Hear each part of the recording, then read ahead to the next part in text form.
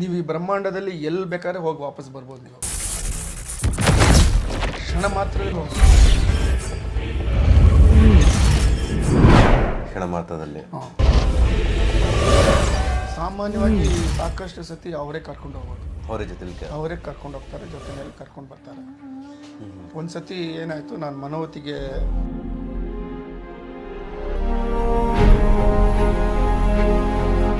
ಅವತ್ತು ಯೂಶ್ವಲಾಗಿ 3:30ಗೆ ನಾನು ಬ್ರಹ್ಮಮುಹೂರ್ತ ಧ್ಯಾನ ಮಾಡ್ಬಿಟ್ಟು ಮಲ್ಕೊಳ್ತೀನಿ. 1 ಅವರ್ ಮಲ್ಕೊಂಡ್ಮೇಲೆ ನಾನು ವೈಕುಂಠಕ್ಕೆ ಹೋಗಿದ್ದೀನಿ.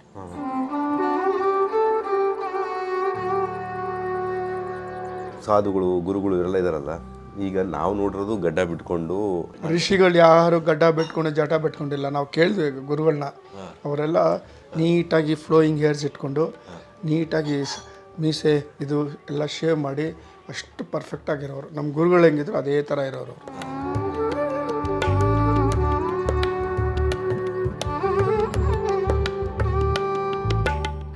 ಕೆಲವು ಸಮಯದಲ್ಲಿ ಅವರೇ ಬಂದು ನಮ್ಮನ್ನು ಕೂರಿಸಿ ಅವರೇ ಬಡಿಸೋರು, ಅವರು ಕೂತ್ಕೊಂಡು ನಮ್ಮ ಜೊತೆಯಲ್ಲಿ ಊಟ ಮಾಡೋರು.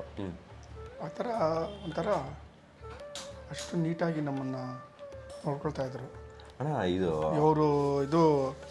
ಅವ್ರು ಹೋದ್ಮೇಲೆ ನಮ್ಮ ಗುರುಗಳು ಸಂಡೇ ಅವರು ಬರುವವರು ಮನೋತಿಗೆ ಬಂದರೆ ಅವ್ರು ಕೂತ್ಕೊಂಡು ಆಕೆ ಎಲ್ಲ ವಾಚ್ ಮಾಡೋರು. ಯಾರು ಬರ್ತಾರೆ ಹೋಗ್ತಾರೆ, ಹೊಸಬರು ಯಾರಾದ್ರು ಬಂದರೆ ನಾನು ಕರೆದ್ಬಿಟ್ಟು, ಅಪ್ಪ ಅವ್ರು ಬಂದಿದ್ದಾರೆ, ಸ್ವಲ್ಪ ದಯವಿಟ್ಟು ನಮ್ಮ ಯಜಮಾನ್ರ ಬಗ್ಗೆ ಹೇಳಿ, ಅವ್ರ ದಿವ್ಯ ಪುರುಷ ಅಂತ ಹೇಳೋರು. ಅವ್ರು ಹೇಳಿದ ಮೇಲೆ ಅವ್ರಿಗೆ ಚೆನ್ನಾಗಿ ಊಟ ಮಾಡಿಸಿ ಪ್ರಸಾದ ಕೊಟ್ಟು ಕಳಿಸೋರು. ಅವರು ಅದು ಒಂದು ಇದು ಅವ್ರಿಗೆ ತುಂಬ ಆಸೆ, ತುಂಬ ಒಂದು ಡಿಸಿಪ್ಲಿನು. ಯಾರು ಬಂದ್ರೇನು ಮನೋವತಿಗೆ ಅವ್ರ ಮನೆಗೆ ಯಾರಾದ್ರೂ ಪ್ರಸಾದ ಕೊಟ್ಟು ಕಳಿಸ್ತಾ ಇದ್ರು ಅವರು. ಅಮ್ಮವ್ರಿಗೆ ಏನು ಇಷ್ಟಣ್ಣ, ಅಮ್ಮವ್ರಿಗೆ ಮತ್ತು ಗುರುಗಳಿಗೆ? ಆ ಥರ ಏನು ನನಗೆ ಅಷ್ಟು ಇದಿಲ್ಲ. ತಿನ್ನೋದ್ರಲ್ಲಿ ನಾರ್ಮಲ್ ನಮ್ಮ ಅದು ಏನು ತಿಂತಾಯಿದ್ರು ಮನೆಯಲ್ಲಿ ಅದನ್ನೇ ತಿಂತಾಯಿದ್ರು ಅವರು. ಸ್ಪೆಷಲಾಗಿ ಅದು ಅಷ್ಟು ಗಮನಿಸಿಲ್ಲ ನಾವು.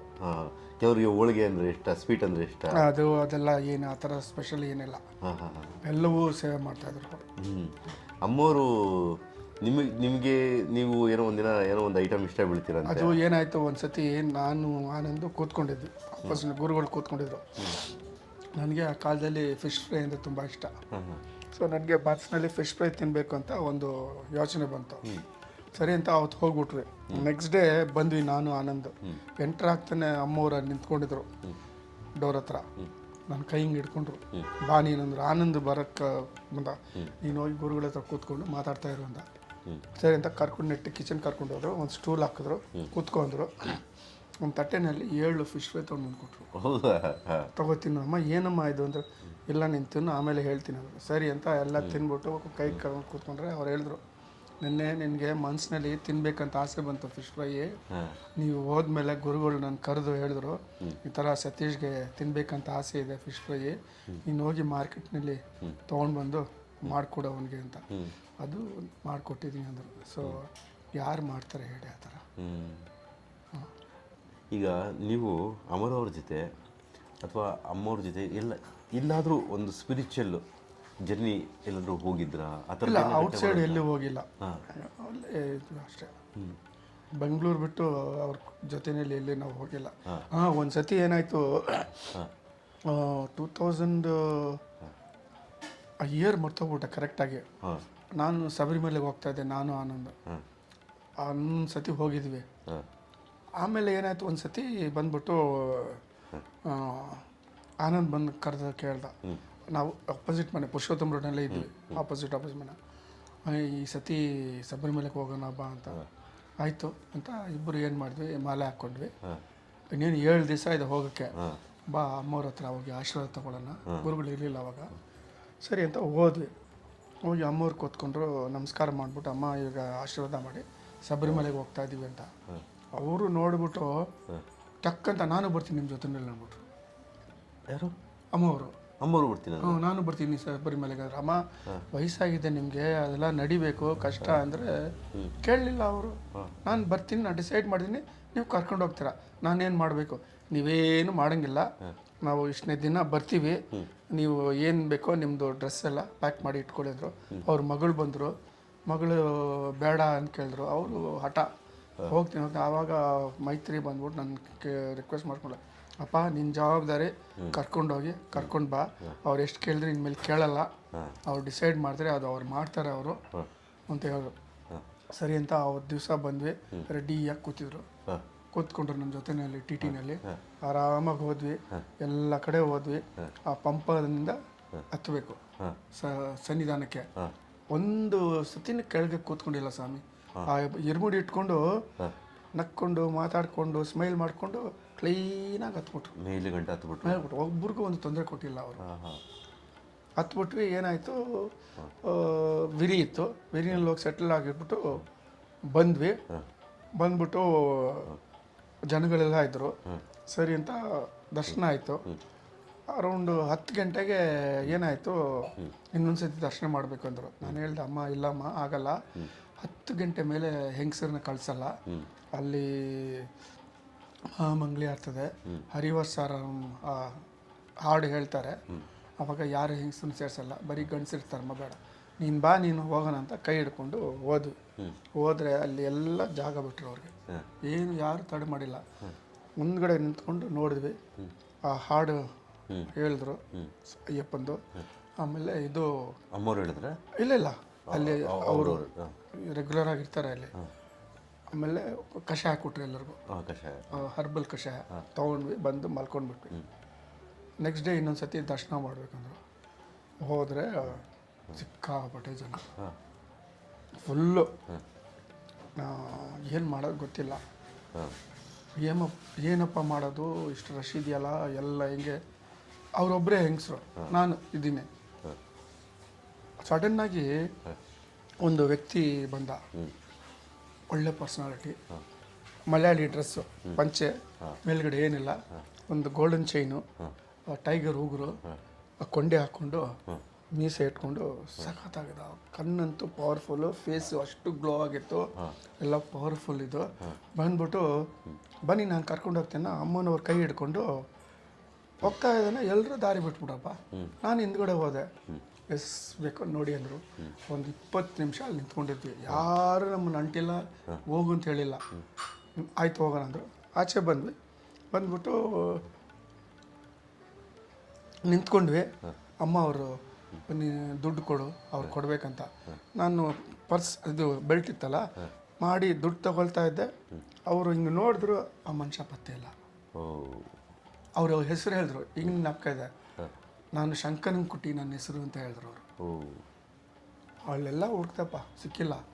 ಒಳಗಡೆ ಇದಕ್ಕೆ ಹೋದೆ, ಕಿಚನ್ಗೆ, ಆಫೀಸ್ಗೆ, ಅಲ್ಲಿ ಅನ್ನದಾನ ಮಾಡ್ತಾರೆ, ಎಲ್ಲ ಕಡೆ ಒಂದು 1.5 hours ಹುಡ್ದೆ, ಏನೂ ಇರಲಿಲ್ಲ. ಸರಿ ಅಂತ ಬಂದು ವಿರಿನಲ್ಲಿ ಸೆಟ್ಲಾಗ್ಬಿಟ್ಟೆವು. ಆವಾಗ ನಮ್ಮ ಹತ್ರ ನಾಗರಾಜ್ ಅಂತ ಒಬ್ಬರಿದ್ದರು, ಅವರು ದಿವ್ಯ ಮನುಷ್ಯ. ಅವ್ರ ಹತ್ರ ಒಂದು ನಾಡಿ ಇತ್ತು, ಅದು ಜೀವನಾಡಿ.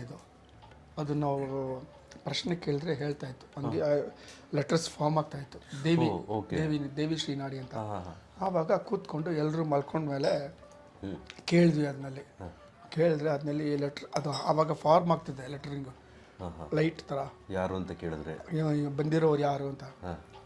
ಆವಾಗ ತಮಿಳ್ನಲ್ಲಿ ಏನು ಪ್ರಶ್ನೆ ಕೇಳ್ತಾ ಇದ್ರಿ, ಯಾರು ಅಮ್ಮನವ್ರ ಕೈ ಇಡ್ತಾರೆ ಗೊತ್ತಿಲ್ವಾ, ಅವರು ಗಂಡನೇ ಬಂದು ಕೈ ಹಿಡಿಯೋರು, ಬೇರೆ ಯಾರು ಅವ್ರನ್ನ ಅಂಟಕ್ಕಾಗಲ್ಲ ಅಂತ ತಾಯಿ ಹೇಳ್ತು. ಖುಷಿ ಆಯಿತು, ಮಲ್ಕೊಂಡು. ಇದೊಂದು ಘಟನೆ ನಡೀತು. ಅಮರರು ಅಲ್ಲಿ ಬಂದಿದ್ದಾರೆ ಮತ್ತೆ. ಅವ್ರನ್ನ ಹಿಂದೆನೇ ಇಡ್ತಾರೆ ಮತ್ತೆ ಆ ಒಂದು ಬಾಂಧವ್ಯ ಇರ್ತದೆ ನೋಡಿ. ಅದೊಂದು ಈಗಲೂ ಕಣ್ಣಲ್ಲಿ ಅವರಿದ್ದಾರೆ, ಕೃಷ್ಣನ್ ಕೂಡ. ಈಗ ನೀವು ಈ ಏನು ಆಧ್ಯಾತ್ಮದಲ್ಲಿ ಧ್ಯಾನಕ್ಕೆ ಕೂತಾಗ ಅನೇಕ ಟ್ರಾವೆಲ್ಗಳು ಮಾಡ್ತಾರೆ ಅಂತ ಹೇಳ್ತಾರೆ. ಹಾಸ್ಟೆಲ್ ಟ್ರಾವೆಲ್ ಮಾಡ್ತಾರೆ. ಇವಾಗ ರೀಸೆಂಟಾಗಿ ಇವ್ರು ಹೇಳಿದ್ದೆ, ಒಂದು 3 ತಿಂಗಳ ಮುಂಚೆ ನಾನು ಅವತ್ತು ಯೂಶ್ವಲಾಗಿ 3:30ಗೆ ನಾನು ಬ್ರಹ್ಮಮುಹೂರ್ತ ಧ್ಯಾನ ಮಾಡ್ಬಿಟ್ಟು ಮಲ್ಕೊಳ್ತೀನಿ, 1 hour. ಮಲ್ಕೊಂಡ್ಮೇಲೆ ನಾನು ವೈಕುಂಠಕ್ಕೆ ಹೋಗಿದ್ದೀನಿ. ಅಲ್ಲಿ ಮಾಡಿಸ್ಬೇಡ ನಂಗೆ ಸ್ವಲ್ಪ ನಮ್ಮ ತಂದೆ ಮಹಾವಿಷ್ಣು ಆ್ಯಸ್ ಯೂಶ್ವಲ್, ಕ್ಷೀರಸಾಗರ, ಆದಿಶೇಷ ಮಲ್ಕೊಂಡಿದ್ರು ಅರ್ಧ ಬಗ್ಗಿಸೇನಲ್ಲಿ. ಹೋಗಿ ನಮಸ್ಕಾರ ಮಾಡಿದೆ, ಸ್ಮೈಲ್ ಮಾಡಿದ್ರು. ಏನಕ್ಕೆ ಬಂದಿದೆಯಾ ಅಂತ ಹೇಳಿದ್ರು. ಇಲ್ಲ ನಿಮ್ಮನ್ನು ನೋಡೋಕ್ಕೆ ಅಂದೆ. ಆಯಿತು, ನೀನು ಆ ಕಡೆ ಹೋಗಲ್ಲಿ ಗೋವರ್ಧನಗಿರಿ ಇದೆ, ಅದನ್ನು ಪ್ರದಕ್ಷಿಣೆ ಮಾಡೋಂದ್ರು. ಸರಿ ಅಂತ ಆ ಕಡೆ ಹೋದೆ ನಾನು. ಅಲ್ಲಿ ಗೋವರ್ಧನಗಿರಿ ಇತ್ತು. ಅದು ಒಂದು ದೊಡ್ಡ ಕತೆ, ಗೋವರ್ಧನಗಿರಿ ಹೆಂಗೆ ಬಂತ ಅಂತ. ಸೊ ಅಲ್ಲಿ ಹೋದರೆ ಅಲ್ಲಿ ನಂದು ಒರಿಜಿನಲ್ ಫಾರ್ಮ್ ಬಂತು. ನಾನು ಯಾರು, ನೀವು ಯಾರು ಅಂತ ನಿಮ್ಗೆ ಗೊತ್ತಾಯ್ತು. ಅಲ್ಲಿ ಒರಿಜಿನಲ್ ಫಾರ್ಮ್ ಬಂತು, ದಿವ್ಯ ಸ್ವರೂಪ. ಆವಾಗ ಅಲ್ಲಿ ಎಲ್ಲರೂ ಬಂದರು, ದೇವತೆಗಳು, ಇಂದ್ರ, ವಾಯು, ವರುಣ, ಕಿದ್ದು ದೇವತೆಗಳೆಲ್ಲ ಬಂದರು. ಸರಿ ಅಂತ ಪ್ರದಕ್ಷಿಣೆ ಮಾಡ್ಕೊಂಡು ಬಂದೆ ನಾನು. ಪ್ರದಕ್ಷಿಣೆ ಮಾಡ್ಕೊಂಡು ಬಂದಿದ್ದೆ, ಅಮ್ಮ ಅವರಲ್ಲಿದ್ದರು. ಅವರು ಒರಿಜಿನಲ್ ಫಾರ್ಮ್ ಯಮುನಾ ಆ ಸ್ವರೂಪದಲ್ಲಿ ನಾನು ನೋಡ್ಬಿಟ್ಟು ಕೋಪ ಬಂದ್ಬಿಡ್ತು. ಯಾಕೆ ನೀನು ಬಂದೆ ಇಷ್ಟು ಜಲ್ದಿ, ಯಾರು ಹೇಳಿದ್ ನೀನು ಬಾ ಅಂತ, ಇನ್ನೂ ಕೆಲಸ ಇದೆ, ನೀನು ವಾಪಸ್ ಹೋಗಂದ್ರು. ನಾನು ಏನು ಮಾತಾಡಿಲ್ಲ ನಾನು. ಹೌದು, ಇವಾಗ ಹೆಂಗೆ ವಾಪಸ್ ಹೋಗ್ತೀಯಾ, ಇವಾಗ ಈ ಶರೀರ ಬಂದಿದೆ ನಿನಗೆ, ಆ ಶರೀರಕ್ಕೆ ಹೆಂಗೆ ಹೋಗ್ತೀಯಾ? ನಾನು ಆವಾಗ ತಂದೆಗೆ ತೋರಿಸ್ಬಿಟ್ಟು ಅವ್ರು ಲೀಲೆಮ್ಮ ಅವ್ರು ನೋಡ್ಕೊಳ್ತಾರೆ ಅಂತ. ಸರಿ, ಮೊದಲು ಜಾಗ ಖಾಲಿ ಮಾಡು ಹೋಗಂದ್ರು. ಸರಿ ಅಂತ ನಾನು ವಾಪಸ್ ಬರ್ತೇನೆ. ಅಂದರೆ ನೀವು ದೇಹನ ಬಿಟ್ಟು ಅಲ್ಲಿ ಅಂದರೆ ನಿಜವಾದ ಅಂದರೆ ಏನು ಅರ್ಥ ಆಗುತ್ತೆ? ನಾನು ಯಾರು ಅದು ಬೇಡ ಹೇಳೋದು, ಅದು ಸೀಕ್ರೆಟ್ ಆಗಿ ಈಗ ಒಂದು ದಿವಸ ಗೊತ್ತಾಗ್ತದೆ. ಈಗ ನೀವು ನಿಮ್ಮ ದೇಹ ಅವಾಗ ಇಲ್ಲೇ ಇತ್ತು. ಹೌದು. ಈ ದೇಹ ಹೇಗಿತ್ತದು? ಈ ದೇಹಕ್ಕೆ ಉಸಿರಿತ್ತ? ಇವಾಗ ಈ ದೇಹ ಇದೆಯಲ್ಲ, ಈ ಥರನೇ ಮಲ್ಕೊಂಡಿತ್ತು. ಇದರಿಂದ ನಾನು ಬಿಟ್ಟು ಹೋದೆ ಅಲ್ಲಿಗೆ. ಹಾಸ್ಟೆಲ್ ಸೂಕ್ಷ್ಮ ಶರೀರ, ಸೂಕ್ಷ್ಮ ಶರೀರ ಹಾಸ್ಟೆಲ್ ಟವರ್. ಈ ದೇಹಕ್ಕೆ ಜೀವ ಇನ್ನು ಉಸಿರಾಟ ಇತ್ತು. ಇರ್ತಿದೆ. ಅದಕ್ಕೆ ಈ ದೇಹಕ್ಕೂ ಸೂಕ್ಷ್ಮ ಶರೀರಕ್ಕೂ ಒಂದು ಅಂಬೆಲಿಸ್ ಕಾರ್ಡ್, ಸಿಲ್ವರ್ ಕಾರ್ಡ್ ಅಂತ ಇರ್ತದೆ, ಅದು ಕನೆಕ್ಟ್ ಇರ್ತದೆ. ಅದು ಎಷ್ಟು ಲೆಂತ್ ಬೇಕಾದ್ರೆ ಅದು ಹೋಗ್ತಿದೆ ಅದು. ಸೊ ಆ ಕನೆಕ್ಷನ್ ಕಟ್ ಆಗಿದ್ರೇನೆ ಈ ದೇಹಕ್ಕೂ ಆ ದೇಹಕ್ಕೂ ಕಟ್ ಆಗೋದು. ಅದಿರೋ ತನಕ ಕನೆಕ್ಷನ್ ಇದ್ದೇ ಇರ್ತದೆ. ನೀವು ಈ ಬ್ರಹ್ಮಾಂಡದಲ್ಲಿ ಎಲ್ಲಿ ಬೇಕಾದ್ರೆ ಹೋಗಿ ವಾಪಸ್ ಬರ್ಬೋದು. ನೀವು ಹೋಗ್ಬೋದು, ಎಲ್ಲಿಗೆ ಬೇಕೋ ಹೋಗ್ಬೋದು, ಕ್ಷಣ ಮಾತ್ರದಲ್ಲಿ ಹೋಗ್ಬೋದು, ಕ್ಷಣ ಮಾತ್ರದಲ್ಲಿ. ಸೊ ಹಿಂಗಿತ್ತು ಆ ಟ್ರಾವೆಲ್ಲು. ಆ ವೇವ್ಸ್ ಹೇಳ್ಬೋದು ನೀವು? ಅದು ಕ್ಷಣ ಮಾತ್ರದಲ್ಲಿ ಇಲ್ಲಿ ಬಿಟ್ಟಿದ್ದೆ, ವೈಕುಂಠದಲ್ಲಿದ್ವಿ. ಅಂದರೆ ಈಗ ನಾನು ಕೇಳ್ತಿರೋದು ಯಾಕೆಂದರೆ ಈ ಜನರ ಕಲ್ಪನೆ ಗೊತ್ತಾಗಬೇಕು, ಹೆಂಗೆ ಟ್ರಾವೆಲ್ ಅರ್ಥ ಮಾಡ್ಕೊಳ್ಳೋದು ಕಷ್ಟ.